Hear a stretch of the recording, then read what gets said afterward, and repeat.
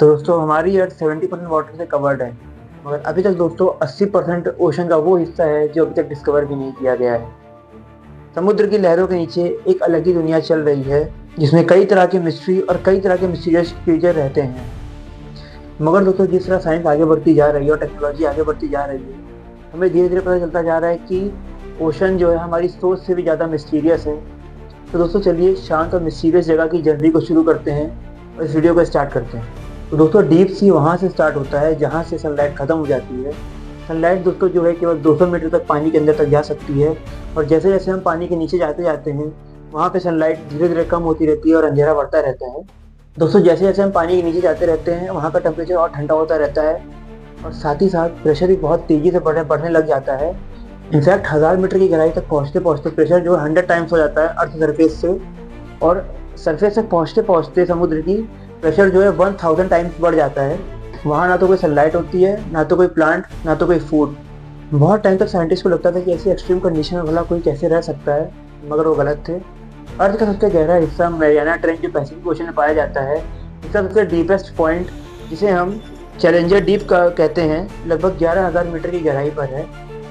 ये height mount Everest की height से भी ज़्यादा है। इनफैक्ट कुछ ही ह्यूमन यहाँ तक पहुँच पाए हैं। जब साइंटिस्ट ने सबमरीन को वहाँ भेजा तो उन्हें लगा था वहाँ पे कोई भी ऑर्गेनिज्म नहीं होगा, मगर जैसे ही सबमरीन वहाँ गई तो उन्होंने देखा टाइनी फिश और कई तरह के अलग ऑर्गेनिज्म और कई तरह के अलग बैक्टीरिया उन्होंने देखे।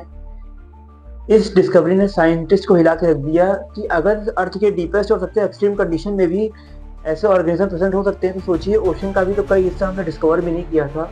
वहाँ पे कई तरह की मिस्ट्रीज होंगी और कई तरह के ऑर्गेनिज्म ऐसे होंगे जिनको हम जानते भी नहीं।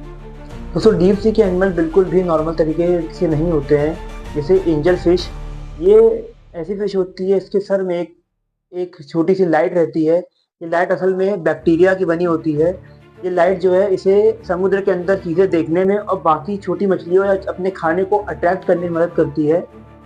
बाकी छोटी फिश इससे इसकी लाइट देखकर इससे अट्रैक्ट होती हैं, और जैसे ही कोई फिश इसके पास आती है ये तुरंत उसे खा लेती है। फिर दोस्तों बात करते हैं जायंट स्क्विड की।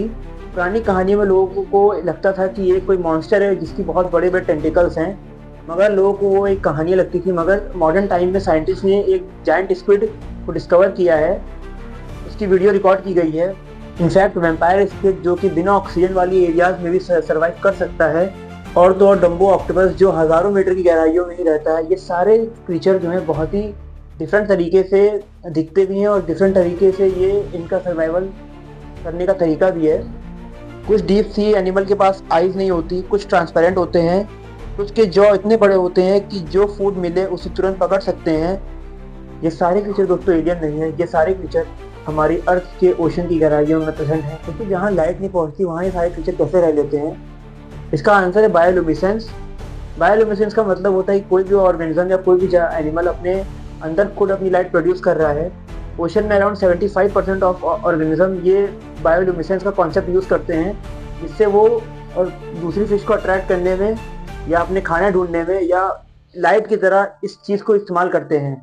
दोस्तों सोचो तुम एक कंप्लीट डार्कनेस में हो और अचानक से तुम्हारे आसपास लाइट चमकने लगे, और ये लाइट कोई लाइट या कोई लाइट सोर्स ना हो, ये खुद एक एनिमल्स हो या फिर फिशेज हो, तो तुम्हें कैसी फीलिंग आएगी? दोस्तों ये तो डीप सी सिर्फ डार्क ही नहीं है, ये कई तरह की मिस्ट्री से ही भरा हुआ है। साइंटिस्ट ने स्ट्रेंज अंडर वाटर साउंड्स को रिकॉर्ड किया है जो समुद्र की डेप्थ से आती हैं।